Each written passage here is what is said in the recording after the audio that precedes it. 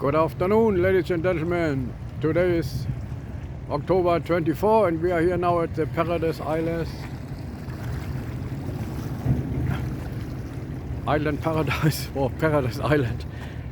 And here we see the progress of the bridge, which is now being built here between Davao, which is over there, and Samal Island. So here you see the tower, which is putting the poles into the water. This is the temporarily bridge, and here's the outcome on the Samal side,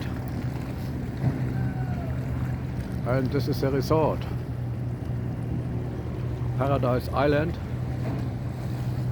So they are not quite happy about the bridge because it may destroy the natural habitat here.